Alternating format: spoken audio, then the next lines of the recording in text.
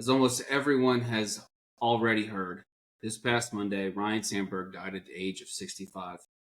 Husband, father, teammate, ambassador, and overall good human left this earth way too soon. Known for his role as a ball player, he was so much more than his presence on the field, meaning so much to so many, especially the city of Chicago. Having been traded in 1982 by Dallas, having been traded for in 1982 by Dallas Green, the same guy who drafted him, it didn't take long for Ryno to make his presence known both on and off the field and in the hearts of many fans. 1984 was more than the 39-year postseason ending drought for the Northsiders. It was also the year Sandberg made himself known. Originally known for his stellar defense, collecting 9 straight Gold Gloves from 1983 to 91, it was what took place on June 23, 1994 that cemented his place in Cubs lore. What would colloquially become known as the Sandberg Game. Ryno would hit not one, but 2 late game-tying homers off none other than Cardinals ace closer Bruce Sutter. This display of power would make itself known in 1990 when he would become only the 3rd ever second baseman to hit at least 40 homers in a season. He would hold the record for career homers by a second baseman until Jeff Kemp passes him in 2004. Ryne Sandberg was more than just a Cubs second baseman. He was the old school style player our grandfathers grew up watching, the player our dads wanted their sons to emulate, and the ball player that each of me and all the other young kids alike wanted to become. He was my favorite ball player, the reason I played second base, and the one I wished was my Little League coach. And although he's gone, his impact will last forever. Even if he lived until 100, it would still be too soon. In 1984, he showed us the magic. 2005, he taught us the true meaning of being a ball player. In 2024, he brought a community together. And on 28 July 2025, he reminded us of what a life well lived looks like. Rest in peace, Ryno. You absolutely will be missed. This is Box Scores and Bourbon. Look at the box scores. Box Scores and Bourbon. We check each other's box scores and scores online. Baseball, box scores. So football, baseball, basketball, soccer, hockey. Box Scores and Bourbon. Welcome back, JB. Welcome back, buddy. Let's say cheers. Let's cheers to Sandberg. Cheers to Sandberg. 65 years old. That's crazy. Mm-hmm. We don't get into like the public service announcements, but considering the fact that he died out of prostate cancer, I feel like I've seen a lot of that happening lately, which kind of reiterates the importance of people actually caring about their health and getting tested regularly and make sure that they're healthy, because that stuff kind of sneaks up, and I've seen a lot of people pass away from prostate cancer very close to my network. So again, I'll take this moment to kind of reiterate it's important. Go get yourself checked. Be regular with your checkups with your doctor and make sure that you're always healthy so that we can live long, prosperous lives to watch, enjoy, appreciate, and talk about sports. Yes. Oh. Well, welcome back, JB. It's been crazy 7 days. It's been a crazy, 24 hours, 3 days. This was probably not necessarily this season, but this time of the year in baseball is probably the most exciting part for me. I just love the anticipation of all like the trades that are going to be happening in Major League Baseball. We've been tracking a few of the names that were like on the chop block as far as trades happening, and it's like the excitement of seeing if they're actually going to move, where they're going to move, are the teams that you think are going to make the big trade, are they actually going to pull the trigger? And there's some of the trades that happened that we kind of saw happening, but some of them were not to the destinations where we necessarily expected them to happen. So like I said, it's an exciting time. I can't wait for us to kind of dive into how the landscape of baseball has changed in the last 24 hours and what we're expecting, and talk about some of these trades and see the significance and the impact that they're going to have. Yeah, I would. So, first off, the not the I wouldn't call it the biggest trade of the day, but I would call it the trade that that uh that dislodged all or most of the moves that happened today, and that was, of course, Carlos Correa going back to Houston to bang on some trash cans. Um, that was nuts. That's weird. That makes no sense. That trade makes no sense to me. Well, I mean, and honestly, like it makes sense from both perspectives. So the Twins are being hit hard financially, especially with the RSNs, kind of going by the wayside, and then you had, and so they have all this money that they're not going to be able to recoup. So much TV money they're not going to be able to recoup, and then you have the Astros losing Isaac Paredes at third base. And so now you need someone to come in here and play third base. That's, kind of, I mean, and who better than someone who's been in that relationship before? Yeah, there's not going to be a whole lot of adjustment needed. Yeah, it's not a lot of adjustments. Kind of figuring out where the pots and pans are. You've already cooked in that kitchen quite some time. Yeah, you know exactly where the trash can is. So it made a lot of sense, but what was crazy was just the amount of moves that happened after that had taken place. Now, the most surprising move, the biggest move, was, of course, AJ Preller striking again and selling off the entire farm to go bring in Mason Miller and JP Sears from the A's.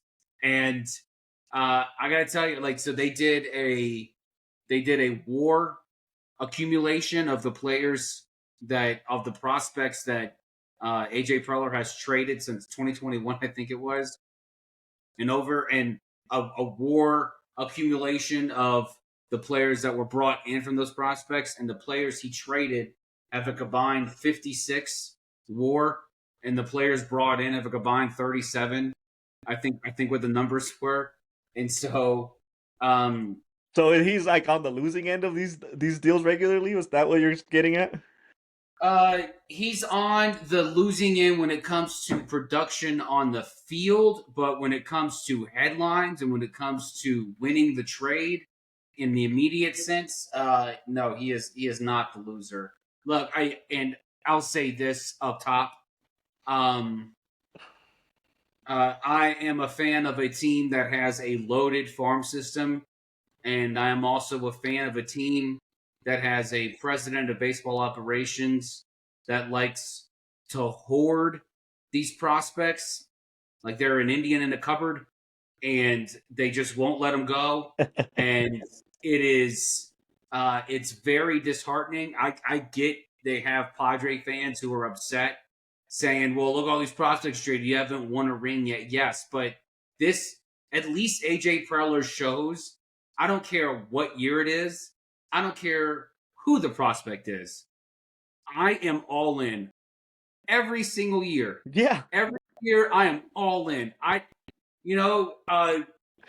Throw to the wind whatever may happen.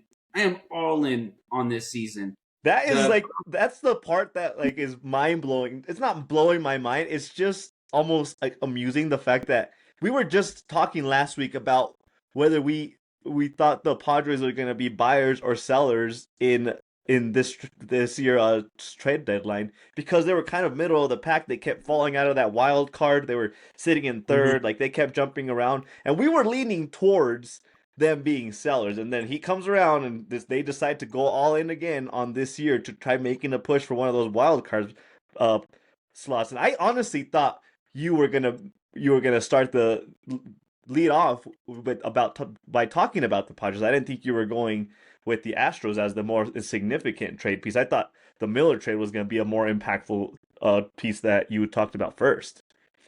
Well, and the only reason I brought it up is because Carlos Correa going back to Houston is no small, noteworthy thing to talk about. I mean, this is. No, I right. mean, Correa was part of the most egregious cheating scandal since the Black Sox. And said this time they were betting on themselves to call a breaking pitch when it was a breaking pitch, and so him going back, them getting the band back together, and the bigger news seemed to be just him going back to play third base, which is funny because if that I forgot if it was the Mets, I think, that tried to sign him. They said that he would have played third base for them if the deal had went through. Did not go through, and so him going back to Houston to play third, because of course Jeremy Pena is a shortstop. We'll see what happens after this season. I think he has a player option. Yeah. After this season, so I think he has player options in his contract from now moving forward for I think they have 3 years left in his deal, and he has player options every year. So I think he has 2 years left, including this one. Okay. So him after this year, he has the opportunity to go back out there and let's see if the Twins do this thing for a third time, where they re-sign him and then they trade him again. So but the biggest move obviously is the Padres trading the number 3 overall prospect in baseball, and then 3 other highly regarded prospects in the system to the A's for Mason Miller, for J.P. Sears. The known kind of just a thought process going into this deadline was AJ Preller was going to trade rental pieces for controllable starters. Yeah. And then rental pieces for prospects, trade those prospects for controllable starters. Preller kind of turned it all on its head. He said, well, if we're not going to get Alcantara or Cabrera or Joe Ryan or Mackenzie Gore, if we're not going to get these guys, then you know what? We're going to go ahead and just trade away the farm again, and we're going to bring in some dudes who we can control. And kind of, and I'm starting to think AJ Preller knew what the price tag was going to be. This was such a seller's market. This is a lot like the housing market during COVID, where it was a seller's market. I mean, people would buy houses. They would pay anything for a house. They would overpay no matter what they had to in order to get a home. That's what this year was like at the trade deadline. Astronomical prices in order to bring just rental pieces in. And AJ Preller kind of got the sense that that's what was going to happen. Decided, you know what, I'm not going to wait until 3 p.m. Eastern to figure this out. I'm going to go now. Yeah, I'm going to go now. I'm going to go early morning hours of 31 July. I'm going to go out there and I'm going to go bring in the 2 pieces that we need. What's interesting is that you can sit there and say, wow, Mason Miller at the back end of that rotation with Suarez, hey, that's great. What a great piece to add. There are some in the industry who are maybe thinking, Mason Miller's controlled through 29. Why not see if we can't convert him to a starter? So, and I don't know, and if that is what the case is, that probably going to happen in the offseason. More than likely, you want to use him while you can, in his role. It's 2 months left. Just, rang him and bang him, until your season's over. And then once the offseason starts, okay, well, maybe Mason Miller can be the controllable starter that we acquired at the deadline. I don't know if that's going to happen. I don't know. It's not unprecedented. We've seen a number of relievers turned into starters over the course of the last 2 years, Mm-hmm. especially. Not anything we haven't seen before. It would be interesting, but being able to just shake up the baseball world is what AJ Preller does best, Yes. and only disheartens my heart even more as a Cubs fan Yeah. because No major. you needed what the Yankees did. Okay, so I'm gonna apples and oranges this here. What the Yankees didn't do last year at the deadline, Mhm. when they should have just bought heavy in order to finish out what they, uh, uh, uh, uh, in order to try to finish out what they had started. Obviously, they did not do that. The Cashman went all out this year. Yeah. Cashman went. He Yes. went and got David Bednar. He went and who was I forgot the starter that they went and got out. I'm looking it up right now. They But got let's see who they got Bednar. They got Doval, Bird, and Slater. Mhm. And then was it McMahon? Yeah, so they went and got Ryan McMahon, Mm-hmm. and then they went and got Ahmad Rosario, which is good in order for them to kind of congeal that infield and even that outfield Rosario, that experience there. And then they went and got Austin Slater, who I think is a sneaky good piece for the Yankees. This guy, on the surface, his numbers don't look great, but his neighbors doing construction. His numbers against the left-handed pitching, while they don't exactly, of course, mirror what Aaron Judge was doing, they absolutely will hold until Judge gets back to the lineup. He will be able to produce that power. He's got incredible slugging from the right side of the plate against left-handed pitching. He can handle them great. They went and got I think it was Jake Bird Mm-hmm. from Colorado. They got Duvall from San Francisco, who's kind of on a slide, but he's got experience in the back end. He's very flashy. He's a very Devin Williams type. So you bring him in, and then of course, the big one is David Bednar. Bringing him in, he obviously becomes your closer. And so, and what the Yankees did not do last year at the trade deadline is what the Cubs did not do this season. Yeah. So the Yankees had every reason to go all out. They had every reason to go all out and to make a statement and say, we are the team to beat.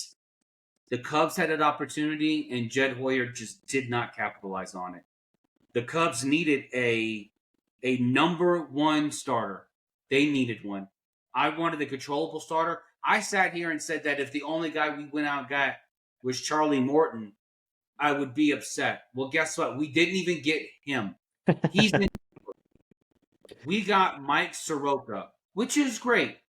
You want to get in the DeLorean? You want to go back to 2019 and talk about the great prospect pedigree of Mike Soroka when he's with the Braves and the potential he's got until he gets hurt and he doesn't really come back onto the surface until last year.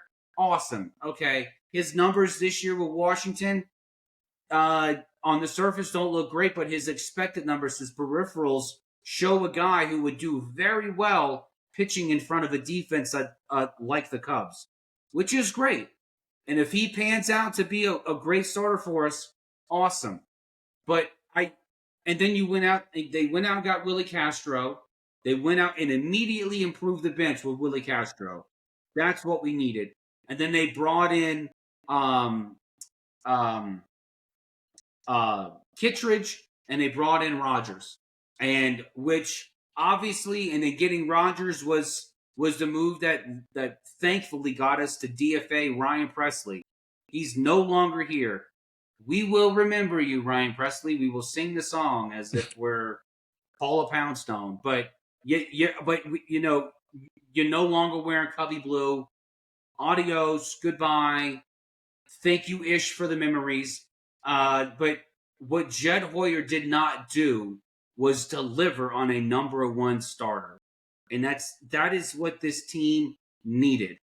Maybe they just felt like they were in a solid place. Like, don't pull the trigger too fast on something. They're not doing the worst. Maybe they just figured like, ride the waves, stay to the ship. We'll figure things out, and we don't have to lose pieces because we feel like we have something good going on right now. The rational side of me, the fan side, the rational side of me wants to say, look, maybe the prices were just way too high. It was a seller's market. Like I said, this is us buying a house in COVID. I don't think I want to pay $30,000 in cash over the asking price. I don't think I want to do that. I don't think I want to mortgage my future by not being able to pay the mortgage next year because I overpaid for this house. I understand that. I can get that. But the fan is sitting there saying, yes, you brought in pieces. This team is objectively better today than it was at the beginning of today. Objectively better. There's no question. But you did not deliver on the one thing that everyone knew this team needed. And it's disappointing because I'm not on the business end. I'm not the one spending the Cubs money. I'm not the one out there telling Tom Ricketts, hey, let me spend your money. No, but as a fan, I'm looking at it, we did not get what it was we needed to get us over the top. Mm-hmm. You looked at the Mets, you looked at the Padres, hell, even the Dodgers made some moves to get better. The Phillies made some moves, yeah. And so it is, and even though the Brewers didn't do anything but make some weird move by getting Jordan Montgomery, I don't even know what that was about. That makes no sense to me at all. He's out for this year and a good chunk of next year. I don't even know why they traded for him. It doesn't make any sense to me. But the Brewers did nothing to get better. They stood pat. And then, they went and got Danny Jansen, but whatever. So they kind of stood pat. The Cardinals obviously sold. The Pirates are the Pirates. The Reds, not really sure what's going on there other than Miguel Andujar going over there. Great. The Cubs had a great shot at not only running away with the NL Central, but running away with the National League. They had an opportunity. They had the prospect capital to do it. And Jed Hoyer, for whatever reason, looked at the landscape of everything that was happening within Major League Baseball, and especially in the National League. And he said, you know what? Nah, we're good. Like, it's not going to cost you all of the prospects, Jed. I know you love prospects. I get it. I understand. I've seen this episode of Hoarders. Okay? I know the type of person you are. But, and to his credit, again, 2021, the year that he sold off the core from Chicago, that was a buyer's market, which did not bode well for him as a seller. This year was a seller's market, which does not bode well for him as a buyer. I get it, and the people can make the parallels of, the last time he signed an extension, the last time he signed an extension was right before he sold off the core. Oh, now what's he going to do now? And I get it. He, for whatever reason, could not make it happen. I know people want to take him to the gallows. I know they want to hang him up from a tree. I get it. I understand all that. You want to beat him like a piñata. I understand. And honestly, as a Cubs fan today, I don't know how to process this because I can see it objectively and I'm looking at it as, what the hell, dude? What the hell? I mean, we could. This was the year that you went all in. You do not trade Cam Smith, Isaac Freitas, and Hayden Wesniewski to bring in Kyle Tucker and then to get to the trade deadline and decide, am I all in? No, you made that decision when you traded for Kyle Tucker in the one guaranteed year you had him. Yeah. You made that decision. And I get it. There are some trades that just look bad on paper, but he is too busy trying to win the trade. Stop trying to win the trade. Win a ring. Prospects are nice. Parades are better. I want a parade. We're obviously not going to be able to know what is going through his mind as far as why he did or didn't make the moves that were needed. But perhaps seeing you keep referencing the landscape of Major League Baseball, the landscape of the National League. Perhaps, just maybe, he saw the landscape and thought to himself, well, we're not going to catch the Dodgers. We're probably not going to catch the Dodgers in our roster. We're not going to be able to keep up with all these major trades that are happening. Let's hold our pieces and ride it out in this way. That way we don't salvage our future, because there's no way we could make enough trades to the level that all these other teams are making to remain competitive, and just by having these pieces being able to put on the scorecard or whatever. We made this trade. Like, maybe he's just saying, long term, we're better off. We're not going to keep up with all these other teams, all these aggressive trades that are happening. We just need to ride it out, because it's better to have sustained success compared to going all in and mortgaging your future. Maybe that's what it was. Maybe it's just that. I don't know if even it's called simple, but maybe it's just that simple when it comes to looking at what else every other team is doing, what they're paying for all these pieces, and say, yeah, no, what's the point of trying to outbid all these teams just to remain the same level that we were? Because all the other teams got better. Well, then he shouldn't be involved in the head of baseball operations for the baseball team. Wow, come on now. He's responsible for an organization for the future. What you said was absolutely ludicrous on its face. I'm trying to make sense out of it, JB. The Cubs are a game behind the best record in the National League. There is no way at all any president of baseball operations, anyone in any front office who has this team is looking at it and saying, you know what, maybe we don't have what it takes. No. I'm not saying they don't have what it takes. I'm saying we can't keep up with the trades. No. It is inexcusable.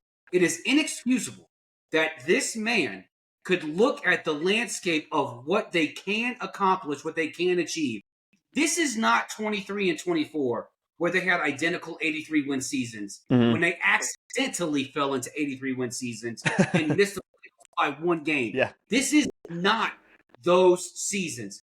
This is a season where you are most certainly guaranteed not to just make the playoffs, but you have a very good shot at winning a bye, of getting a bye, not having to play in a wild card series. Sure. When you look at the landscape of all of this, when you look at the Brewers who did nothing, when you look at the Dodgers who have stalled the last 3 weeks, when you look at the Phillies and the Mets getting better on paper, why are you not going to just sit there and say, you know what, F it. We might lose this trade in a couple of seasons, but you know what? This guy right here is going to help us get across the finish line. I have no doubt that Jed Hoyer had conversations with the Nationals, with the Twins, with the Marlins, opportunities to go out there and to acquire either Gore, Alcantara, Cabrera, and Joe Ryan, one of those four controllable starters. I had no doubts he had conversations with all of them, and I understand that the asking price was sky high. Hell, they said Mackenzie Gore, they wanted Matt Shaw. I get if that is a non-starter. I understand that. I get it. But when a report comes out and says that Moises Ballesteros is not on the table to be traded, whatever that means. I don't know if that means he's untouchable. I don't know if that means that in the landscape of whatever proposed deal, he's not willing to give him up along with Owen Casey or him along up with Kevin Alcantara. I don't know. But there's no way with this farm system you have, you could not make it work.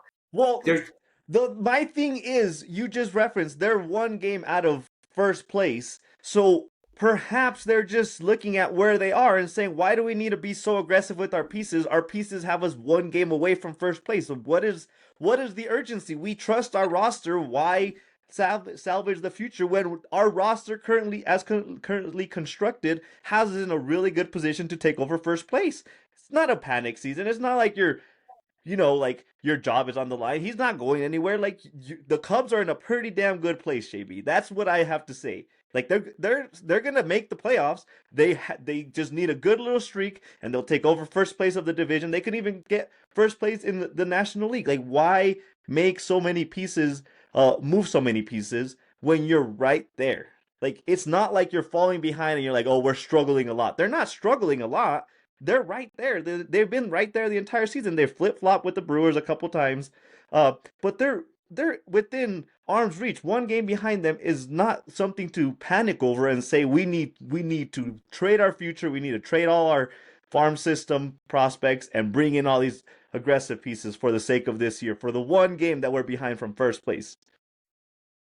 Spoken like Tom from MySpace. This is you are. I am not discrediting the fact of where the Cubs are. I'm not discrediting that the roster is better now than it was this morning. It objectively is. I have admitted that. But when you have other teams going above and beyond to make themselves that much better, when you get to the postseason, and if you don't have the starters to get through the fifth inning and you have to rely on your bullpen, well, guess what, Cubs fans? Yeah, we acquired pieces, but we did nothing to drastically improve our bullpen. And they did nothing at all to drastically improve the rotation. When you have teams like the Phillies and the Mets and the Padres drastically improving their bullpens so that for any given postseason game, they could sit there and say, you know what, go out there and give us 4 innings. We got 5 innings we can cover with these studs in the bullpen. This is what I'm talking about, is there is no way that Jed Hoyer could not at least swing a deal for one of these guys. There's just no way. And not even mentioning controllable starters, when you have rental guys, when you have rental pieces going out there, like Merrill Kelly going to the Rangers, Charlie Morton going to the Tigers, Adrian Hauser going to the Rays. The Rays, for goodness sakes, for buyers. This is ridiculous. When you have this type of movement happening, and the Cubs their first move was Mike Soroka. That was yesterday. That was their first move. And then Andrew Kittredge. I thought, this is a great first day of the deadline series moves. I can't wait for tomorrow. And then, boy, did we wait all day for Willie Castro to happen. And then after the deadline passed, we got Taylor Rodgers too. It is inexcusable to have the keys to the Lamborghini and say, you know what? I'm going to convert this transmission to an automatic so I don't have to go above 60. Like, it doesn't, like, it's ridiculous. So let me see if I can kind of encompass everything you're saying. You're saying the Cubs are probably okay for now, but they might regret it come the end of August. They might regret the fact that they went more aggressive come September. Is that what you're getting at? Yeah, why not be as aggressive as you can? It only takes one move. That's it. All of these prospects can't play. At some point, these prospects have to go. They're not all going to be on the same roster in Chicago. It's not going to happen. At some point, they have to go. At some point, something has to give. You cannot hold on to these guys, Jed. You can't just hold on to them. Yeah. Like they're your porcelain dolls when you live in your grandma's haunted attic. Like you have to let them go. Sell them off the mortgage. Like you got to do something. We can't just hold on to them. Well, yeah, I don't know. Like I said, we can sit here and try figuring out what the hell was going through his brain. But I want to not to cut this conversation short because this is one of the few things that we're probably disagreeing on. But let's talk a little bit about the Yankees because they were very aggressive. I loved every single move that they made. The trades for the pitchers that they got, who'd they end up getting? David Bednar, or however you pronounce his name, Bednar. David Bednar. Bednar. David. Bednar. Let's do this again. David Bednar. Bednar. Camilo Nope. Duvall and Oh. Jake Bird. Like they addressed the area of need or the area of concern that we had talked about for a few weeks, where their pitching was just it was mediocre at best. My inquiry that I want to get your thoughts on is with the Slater trade. Do you think this was somewhat more induced by the fact that Aaron Judge is now out for at least 10, he's on the 10-day IL, right? 15. Oh, damn. So, do you think this was triggered by that, by the Aaron Judge injury? Because I'm looking at their roster, Jason Dominguez, Aaron Judge, and Bellinger are the outfield. Like, where would Slater fit if it wasn't because of the fact that Aaron Judge got hurt? Well, no, I mean the reason they got Slater is because Judge is gone. Yeah. Slater is there specifically to cover for that left-handed pop, the right-handed pop against left-handed pitching.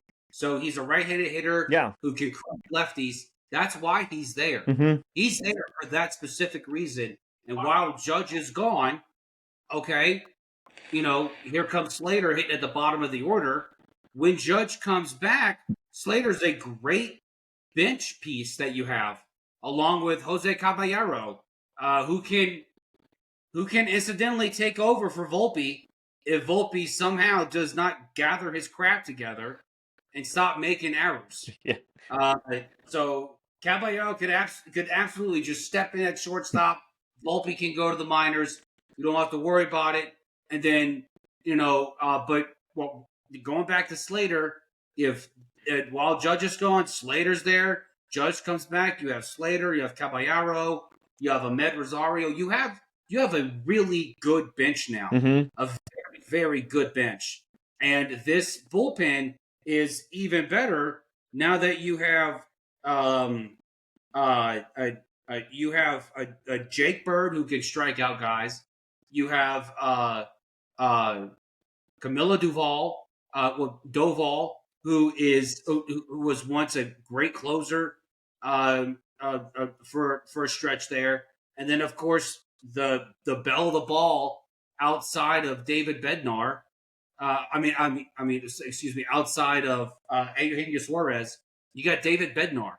You went and brought him in, and who can absolutely close out games for you. You can shift Devin back down to the lower leverage stuff. Mm-hmm. This was a fantastic deadline for. So you're just saying it's a good trade for the stopgap of Aaron Judge, but he's not really going to be a significant piece going into the actual. Like, he's not going to be a starter for the Yankees, but he's not going to be a significant piece unless they need him again for whatever reason. Because they're not going to put him at DH, even when Aaron Judge comes back. Well, no, he's a significant piece because he's on your bench now. And, like, anytime, like, if you have to pinch it for Grisham or Dominguez, and then for the extended period of time that Judge is away, like, you have a guy who can hit left-handed pitching now. Yeah. I mean, this is great. You have a guy from the right side of the plate who can hit lefties. That's fantastic. He crushes them.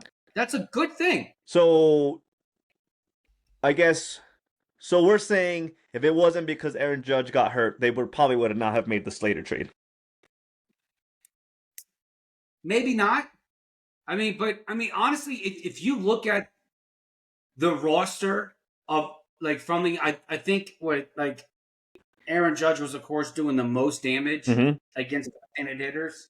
I think now that Slater's on team, Slater's numbers come in second to anyone else on that team that can actually hit lefties as well. Like, it just absolutely crushed them from the right side. So, I mean, uh, I would say even if Judge was there, this is a move you should make. Interesting. To me, it makes sense right now. I would have loved for them to make a trade for a piece that was gonna be established in the rotation, no matter what your lineup looked like. Like if your lineup is completely healthy, like trade for a piece that can still fit into your starting lineup. I get that he's a good piece, and I'm glad that they got him. And I don't even know if it's such a significant trade that we should be diving that into it, but. Considering how the Yankees operate, I feel like they're always we're all in this year, and then we get to next year, and then we're all in this year. It's like the repetitive cycle, and maybe I've just grown accustomed to that. So it just almost doesn't seem like it fits the mold of what the Yankees are doing, or what they tend to do, which is they trade for pieces that are going to make an impact now, and they're going to make an impact in October. And I'm just, besides the pinch hitting, it's just one of those things where is it was this really the piece that made the most sense for the Yankees to make right now and going into October? That's my sticking point with this trade. That's it. He's a bench guy. That's it. I mean, you want someone on the bench who's capable of coming in and hitting that nasty lefty that the opponent's going to bring into the game later on. I mean, every bullpen is loaded with like it's rare to have 3 lefties in your bullpen. But most teams have 2 really good lefties. Some have 3. The opportunity for you to come in here, for you to come in for a lefty to come in here and to and you have a right-handed hitter come in and just crush him. Great, that sounds awesome. Like, bring him in. I mean, like, that's like saying, oh, well, when the Red Sox acquired Dave Roberts in, 04, I mean, who really cares about that? You know who cares about that? Yankee fans, because the Red Sox came back and won the ALCS 4-3 after they were up 3-0. Don't That's who remind. cares. I'm not saying Austin Slater's going to do Dave Roberts things. I'm just saying that your bench matters a hell of a whole lot, especially when it comes to the postseason. And the Yankees did a fantastic job this deadline, because not only did they improve their bench vastly, they also acquired a backup for Volpe, and of course in case he continues his downslope, and then you got Fernando Cruz and Mark Leiter Jr. coming back soon enough Mm-hmm. to where you just made your bullpen from a weakness to a total strength.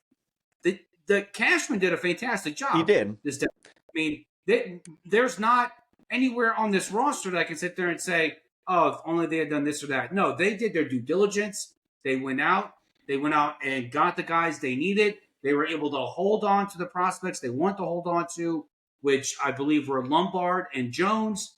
They didn't have to go anywhere. They are there.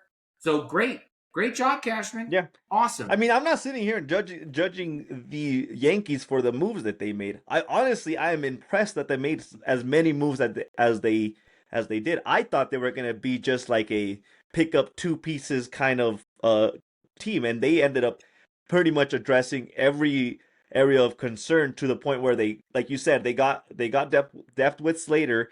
They traded for pieces where now they can relegate some of the players that were struggling and put him back into the minor leagues. So they addressed every area of need. So I can't argue that part. I'm honestly very impressed. I'm surprised that they were able to make as many moves as they did.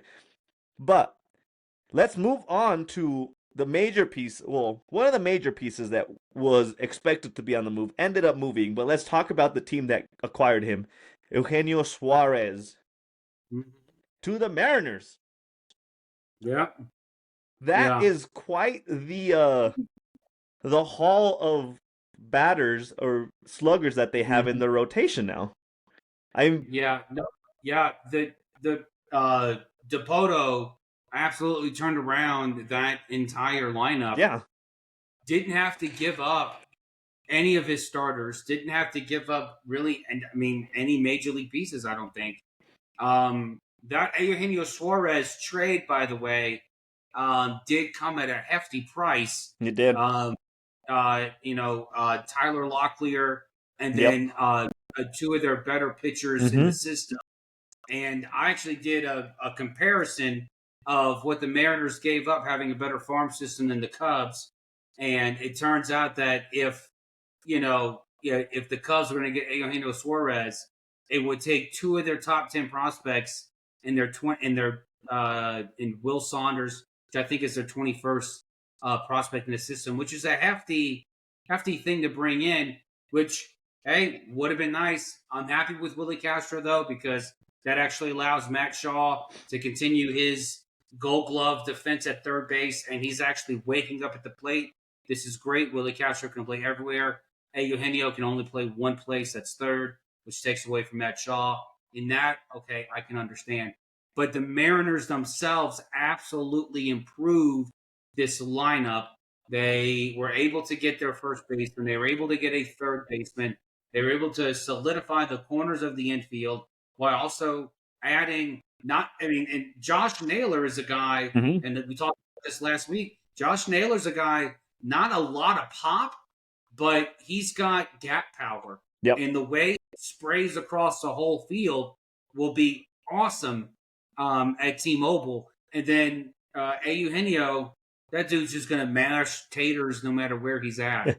So, and the fact that he's at a position of need Yep. for Seattle just makes it that much better, because when you go out and get a guy like Josh Naylor, you feel a little bit more comfortable maybe going out and paying a little bit extra to go get your third baseman, because now it's not just this one guy trying to trying to help hold up the lineup.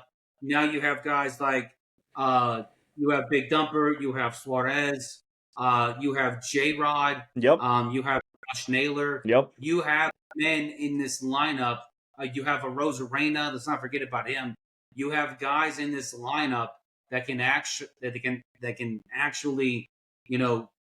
cause some damage on the opposing pitchers. So this was, I thought Seattle had a great deadline, just be able to go out there and address exactly what they needed. Fantastic. Great job by Trader Jerry. So there's still some teams that made some moves we didn't dive into too much. The Phillies made some moves. The Mets made some moves. Without us having to dive deep into each team, who, if you had to pick a team, would you say won, quote unquote, won the trade deadline, as they always like to analyze?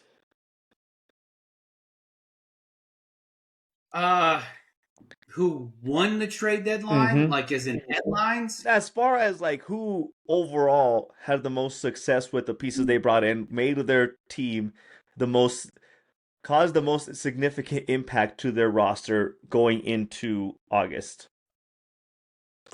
I would say that the Mets did a pretty dang good job. To mention another team that we haven't brought up yet, I've already said the Yankees did great. Mm-hmm.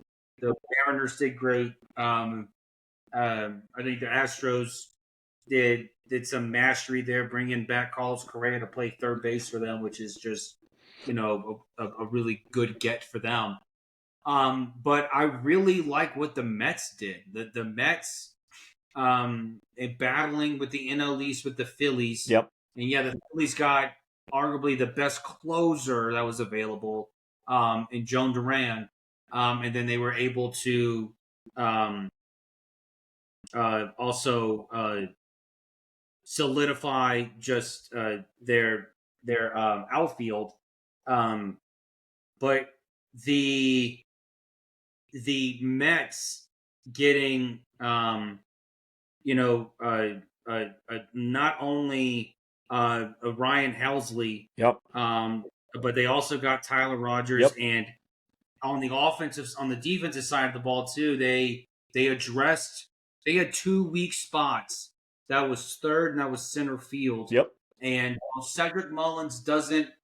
I mean, he has the potential to provide a lot offensively. This dude is a killer center fielder. He is a Superman like creature out there, and he can absolutely change a game with by robbing a homer or making a diving catch. I think David Stearns did a great job improving this Mets roster as a whole. And not, I mean, you go to Tyler Rodgers, to Ryan Helsley, to Edwin Diaz. I mean, that is just reminiscent of the 14 and 15 Kansas City Royals.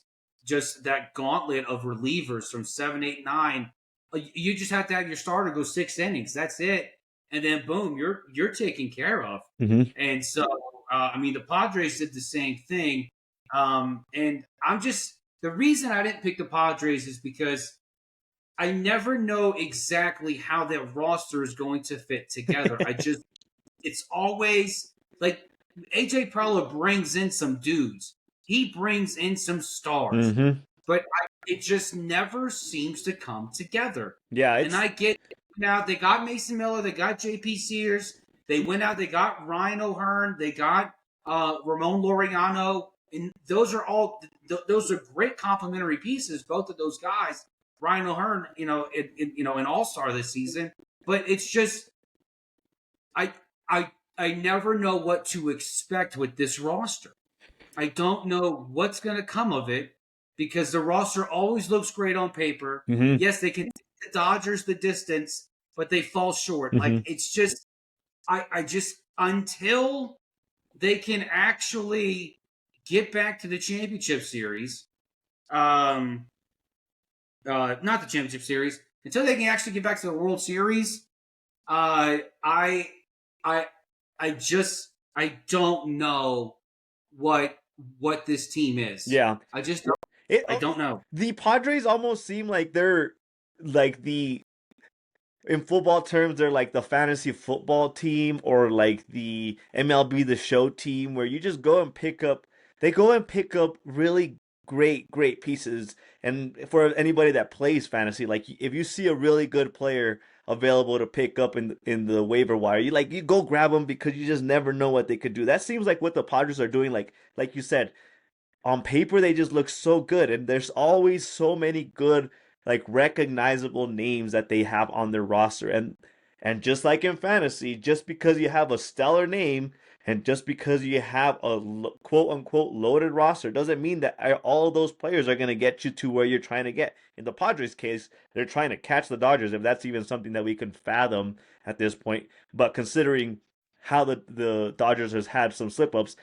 I think it might be, considering the moves that the Padres made, it might be a possibility for them to catch the Dodgers. And let's not even talk about the fact that I thought the Dodgers were going to be way more aggressive than they were. They moved a couple pieces. They traded a couple of their like rotation pitching, which blew my mind. I know they're struggling with pitching, and I was surprised that they moved some of their pitching away. What was that? Who from the rotation did they trade? They traded a pitcher to the Red Sox, I believe. But even whether that trade specifically, while we look it up, is not necessarily my point. My point is that I thought they were going to be more aggressive in bringing in pieces, and I thought Dustin May is who they traded to the Red Sox. Dustin May came from the Dodgers. Yeah. From the Dodgers. They trade. I thought you were talking about the Padres. No. Okay. I'm talking about the Dodgers. I'm saying the Dodgers should have been more aggressive. That's why I was lost. I knew Dustin May got traded. Yeah. No, so my point is the Padres possibly can catch the Dodgers because I thought the Dodgers were going to be more aggressive with the pieces they brought in. And they didn't seem like they brought in significant pieces considering where their downfalls have been throughout the summer. I thought they were going to be more aggressive. My point being is that the Padres might have a really good chance of catching the Dodgers, but as you said, they just look so good on paper until we see it all play out. It's one of those like hold your breath and wait to see what it looks like kind of things. Mm-hmm. Yeah, that's why the deadline's just so weird, and why it's important for fans to be as objective as possible. I get there are some fan bases out there like the Braves, like they did nothing. You had an opportunity to try to bring in some youth or something. Anthopoulos was quiet. Um, uh, the Pirates did way less than many people thought they were. They had Denny Santana and Andrew Heaney that were still out there. And they ended up trading Bailey Falter for whatever reason, I don't know, instead of Andrew Heaney. And then, the Marlins, of course, just stood pat. There were a lot of teams that kind of just did nothing. Mm-hmm. And then you have teams that, like the Angels, they're like, what are you trying to buy for? I don't understand what's happening here. And you have the Rays who are selling, but they're buying at the same time. And then you have the Giants who went out and, brought in Devers. And then they traded a bunch of pieces. In the majors since that point, it's like, okay, well, we're not going to try anymore. Yeah. And so it's always a very, very confusing time. As fans, we only see the news reports. Yep. We only see what we are allowed to see. Like we are the front offices of our favorite teams are Oz. They will only pull open the curtain just a little bit for you to see what they want you to see. And even then, sometimes it's an illusion. It's not real. And as a Cubs fan, especially, I can sit there and say, yes, like two things can exist at the same time. Did the Cubs objectively get better? Yes, they did. Do I think that they lost out on some opportunities to actually run away with the National League pennant, or at least on paper run away with it? Yes, absolutely. Is there a reason to keep all these prospects if you're not going to get rid of them? No, there's no point in it. I don't know why we're holding on to them. and my only hope is this: I go back to postseason of 2024, right before this season started, and the first reports about Kyle Tucker being available, and the Cubs were the one team asking about him. I remember thinking there's no way in hell that Jed Hoyer is going to give up whatever is necessary to go bring in Kyle Tucker. And then when it came out that Cam Smith and Isaac Paredes were two pieces that were being discussed in this trade, I was like, there's no way in hell he's going to do this. Cam Smith is a well-regarded prospect. He's not going to trade a prospect. But no, he traded those two and Wisniewski straight up for Kyle Tucker. And I was shocked as hell. I did not expect that to happen whatsoever. When I'm at this deadline and it's a seller's market, the only thing I can think of is that while I know they're going to let Kyle Tucker go out into the wilderness, they're going to, let him go out there, and then, get wined and dined and then try to be convinced to leave Chicago. I have no doubt the Cubs are going to extend an offer to him. I don't know what it's going to look like. I have no clue. I'm not worried about that right now. What I am hoping is that at the end of this season, no matter what happens, Jed Hoyer looks at the landscape again and says, it's a lot cheaper for us to get these controllable starters that we want now that the season is over. If the season is over and it's no longer a seller's market, then okay, let's do this. The only problem, and what I'm hoping doesn't happen, is that they become too skittish, one, to give Kyle Tucker his money, given the looming lockout after the 26th season, and then not wanting to trade away prospects for controllable guys if they're going to lose a season because of the looming 2027 lockout.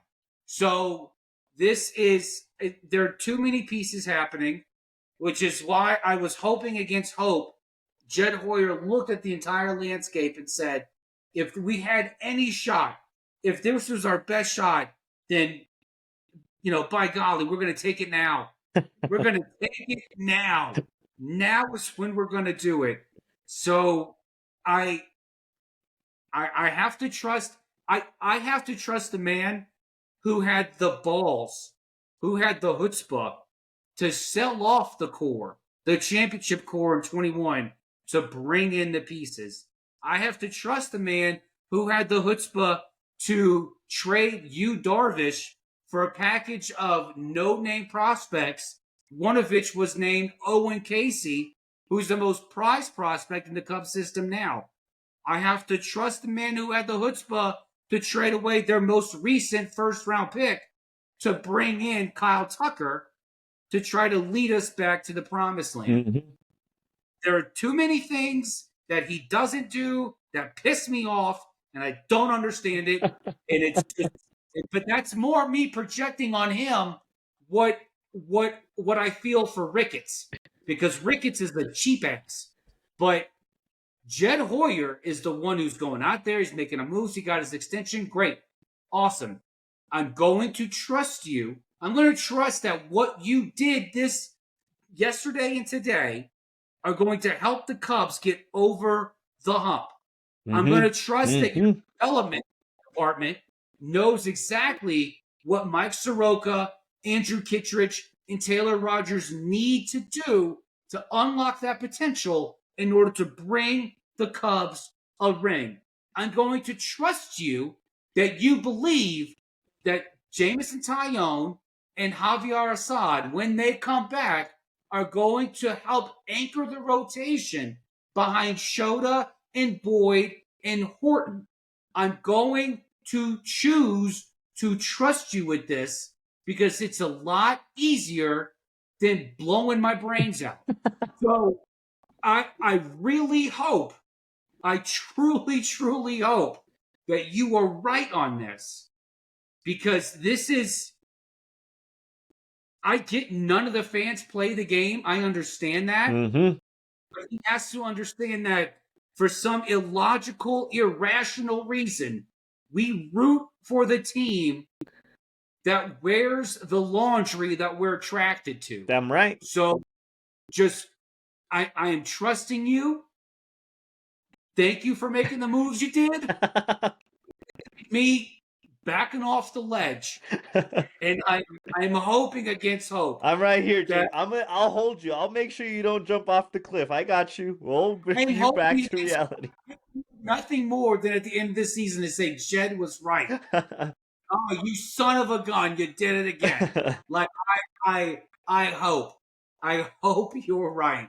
Yeah. Because there's just too much at stake. I know you're unsure. Trust will get you a long way in life, JB. Maybe you just have to trust your organization. The Cubs have come a long way from 22, 23 to even 24, where they were kind of scrapping for a wild card, trying to possibly take down the Brewers from their comfy spot in winning the division.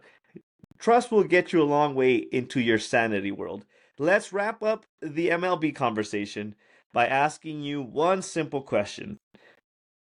Out of all the trades, out of the current standings of both leagues, and let me run through them real quick. Detroit, for the American League, Detroit, Toronto, and Houston are the leaders for the divisions. The wild card is currently being held by the Yankees, the Red Sox, Seattle, and the Rangers. On the National League side, Milwaukee, the Dodgers, the Mets are the leaders, and then we have the wild card with the Cubs, Phillies, and the Padres. I don't know why I read a fourth player on the wild card for the AL side.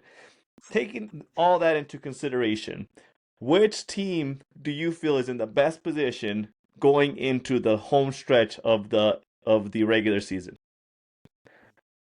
In both leagues? Yes. One team, both leagues. Which team is in the best position? I would say that in the American League, It is, uh, believe it or not, it's the Yankees. I think the Yankees did a lot Yep. at this deadline. I think Cashman really busted his balls. It was like, hold on, homeless people. I'll hang out with you later. Let me improve my team first before I spend the night with you in your sleeping bags. And then in the National League, You'd have to go with the Phillies, right? They're sitting in a wild card right now, but they made some significant moves to make their roster better. I am leaning toward Philly just because that rotation is still nasty. Mm-hmm. Offense is going to wake up. And then when you go out and you get the best closer in baseball that's available, the best available closer in baseball, and you bring him in, yeah, that is absolutely something that I think is worth recognizing. So I will go ahead and say that I think the two teams that position themselves the most um, for a much better uh, finish to the season are the Yankees, and it's a tie between the Mets and the Phillies. I'm sorry, it's Okay, a tie. that's fair. So The Mets, yeah, the Mets made good moves too. actually it's going to go back and forth. And although I like what Toronto did going to get Shane Bieber, I thought that was great. I think it was a huge overpay for a guy coming off a serious injury. I do happen to like that Toronto did better their roster overall. So, and the Yankees and the Blue Jays will fight it out for the AL East as well. Mm-hmm. But I'll put it this way: I think the divisions to watch are the NL East and the AL East. Those are the two divisions to watch Fair. because those are the ones that I think outside of the outside of the West divisions, those two were the ones that had the most because they were they were the ones separated by the fewest games. Mm-hmm. Yeah, my bias might show a little bit, but I am very impressed by the Yankees. I already iterated that. Like, I think they didn't cement themselves to necessarily like be in a great position to take over number one, but they, for where they were struggling, I have to agree that they addressed every need that they were struggling with. They brought in pitchers, they brought in rotation players, they brought in bench players, they brought in a third baseman, like every possible need that we have discussed that where they were very obviously struggling with, they addressed. And I mean, I guess you could say it's a tie between the Mets and the Phillies. I think I like the Phillies moves a little bit more, but the Mets, they are also uh remaining that aggressive team that makes moves to stay in contention to make a push for the World Series. That On that note, that will wrap up our MLB talk. I have two quick storylines for you, just quickly to close out this episode. One baseball, one football. Let's start with the baseball as we near the end of the baseball regular season, and I'll finish with the football as we go into the preseason mark of the NFL season. The storyline for Major League Baseball is that Shohei Ohtani, we haven't talked about him too much, was pulled during the fourth inning because he was having some tightness in his throwing arm, which ended up resulting in some crazy bad pitches in that inning, including some wild pitches. So the question on this storyline is, JB, are the Dodgers forcing the Shohei comeback to pitching rotation? Are they forcing that a little too much? Should they be pulling back the reins a little bit on how much they're putting him on the mound? No, because they said the cramps were in his lower body, so it wasn't his arms. It was his lower body. So could have been the heat. Could have been any number of things. I mean, he was DHing that game, so It's not like he was in the field. Obviously, he wasn't in the field because he was pitching. Yeah. But could have been any number of Oh things yeah, that right. he just, but I'm not too concerned. I've kind of, think that, the Dodgers should just, with all the trouble they got with the pitching, they should just bring Shohei out as an opener every 3 days. Just have him pitch the first 2 innings every 3 days, and then bring in, your bulk guy after that. That way he can actually go out there and throw you some shutout innings for 2 or 3, and then he's done. He's not throwing that many. He come back out again 3 days later. So I don't think there's anything to worry about. Okay. I mean, in my opinion, it is a little bit of a concern because you want to almost treat him like a porcelain doll. He's having a really good season batting wise, but the pitching thing was never gonna be like his cementing factor for the Dodgers. It was just like a benefit of having him on your roster. I think we could have a whole nother episode talking about whether they should increase his rotation as far as him pitching every 3 days, 2 innings or not. But I think it's a little bit of a concern that he's having tightness or whatever you want to call it in his hips. Like that, you might want to be a little weary on the way that you're putting him into the rotation. On the NFL storyline, this might be coming from left field for you. So there was an interview with Aaron Rodgers, the recently cemented starter for the Pittsburg Steelers, where Aaron Rodgers said that there's usually, no matter how teams feel at the beginning of the seasons, there is truly always only 8 teams that are truly competing for the Super Bowl every single year. And maybe perhaps you can push it to 10 to 12. And then he proceeded to say the Pittsburgh Steelers might be one of those 10 to 12 teams that are competing for the Super Bowl this year. How do you feel? First off, how do you feel about the fact that he's saying 8 teams compete for the Super Bowl? And secondly, him putting his new team as the 10 to 12 teams seems like a little bit of a slap in the face to his own team that he's supposed to be the Lord and Savior to get them to the promised land this year. I first of all, I think anytime you look, like Aaron Rodgers, there's a lot that's said about him being, crazy in the head. He's got mental problems. He's delusional, whatever, the ayahuasca, what have you, whatever it is. But,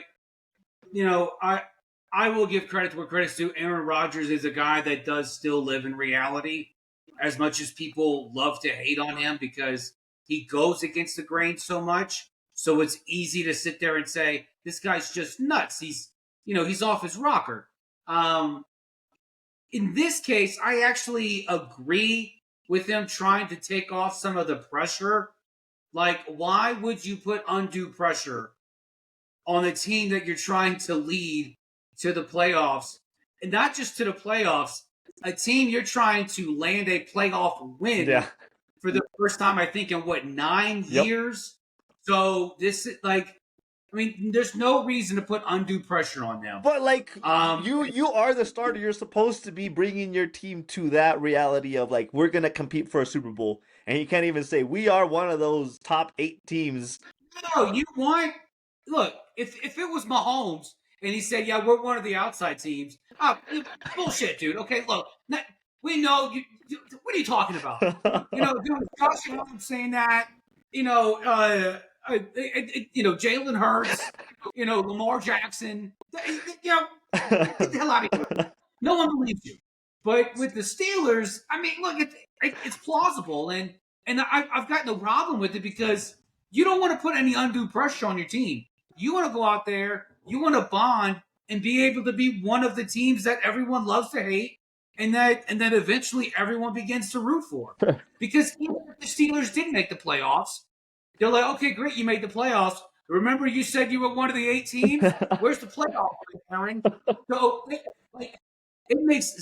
he gains nothing at all by sitting there saying, oh, we're one of the guaranteed 8. Oh, absolutely. No, because he's right. They are one of the outside teams.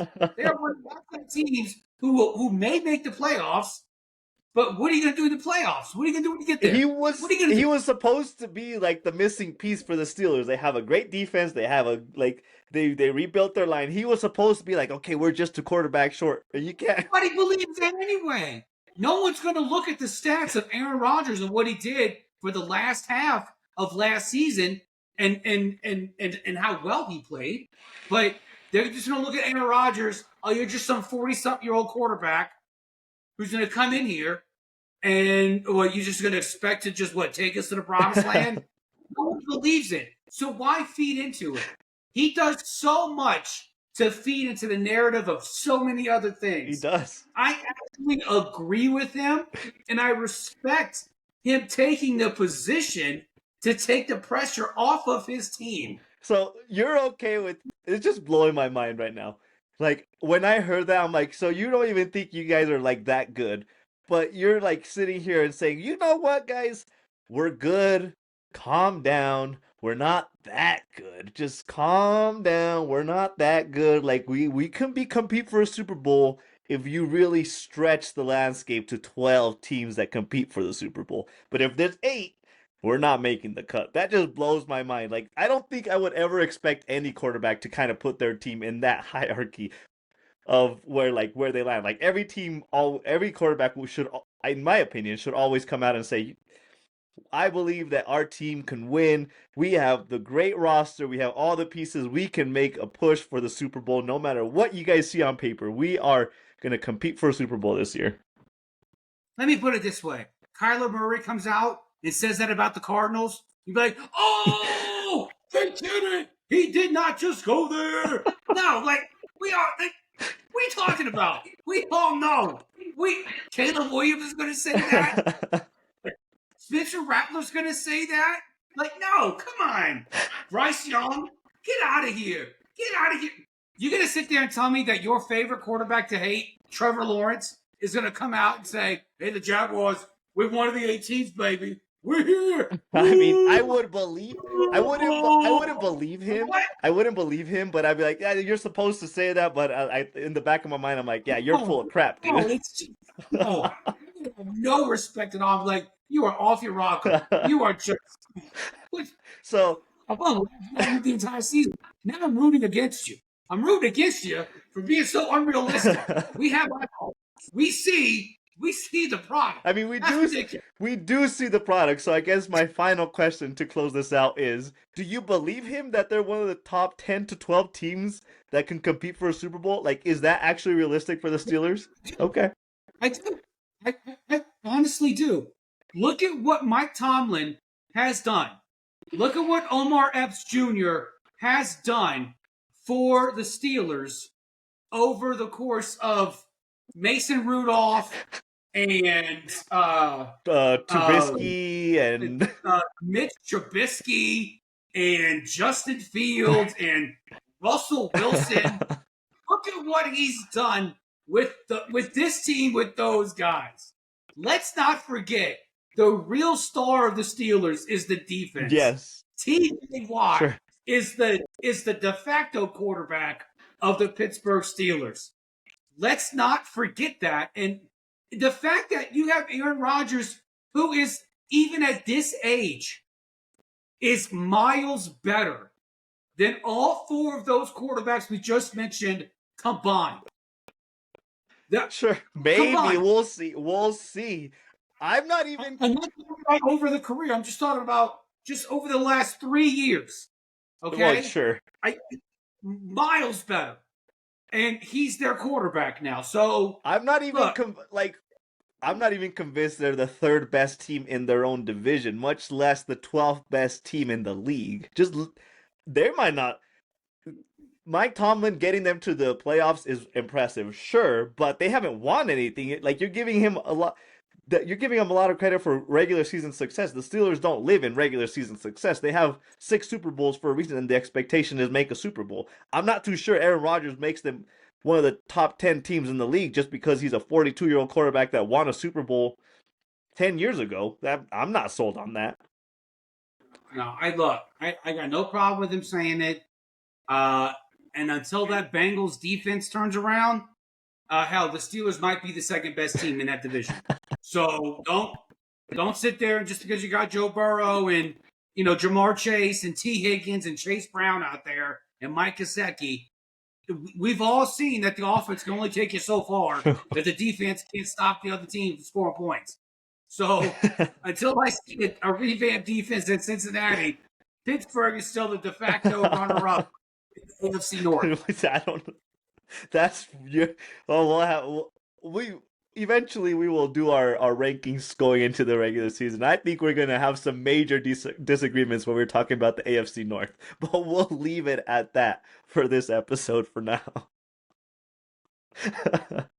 All right, JP. Well, we are done. It's the most we've disagreed in so long. That was so refreshing. So refreshing. Yeah. Oh man. Oh, we have to fight more often. I don't know. I don't know what kind of relationship we have. It might be a toxic relationship because we have a better time when we're disagreeing. I said last week. Right now, we're like Chris Stapleton and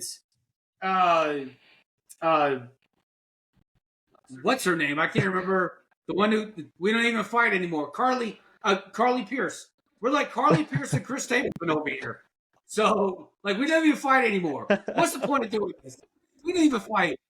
Well, I'm sure we'll fight more as we get closer to the nitty gritty of MLB playoffs and NFL, because we tend to disagree more and more as it gets more intense, more serious. But we're done for now. We're done disagreeing for now. JB, did you drink anything special in this episode? I drank this 12-year Balvenie. Ooh, nice. Scotch. Very, very, very, very tasty. It was matured in a whiskey oak and then a sherry oak. And then I was smoking a McAuliffe Purple Toro, which I only had to relight, I think, once. Not bad. Given the top, which is pretty good. What were you? I popped What were you drinking? open. Buchanan's? Yeah, Buchanan's. Is another one of the birthday gifts. The blended Scotch whiskey, 80 proof, is not as you. 80 proof. Yeah, I know. Gross. I was about to say it's not up to your standard where you don't drink it unless it's 99 or above. But it was good, I guess. It's more of a lean drink where it doesn't burn, but it's missing a little bit of that like whiskey Scotch flavor where like the woodsy taste. But it was I guess the best way for me to describe it was that it was a very lean, easy drink for this episode.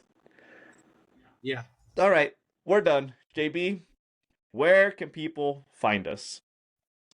Full episodes, audio, video, Box Scores and Bourbon on YouTube, Spotify, Apple, Amazon. Additional content at BSB Sports 24 on X, Instagram, and TikTok. Give us a follow, give us a listen, give us a like, drop a comment, give a rating. It means a lot. It helps. And we thank you guys for listening. And as always, stay thirsty. Cheers, everyone. Go Yankees. Good night, Ryno.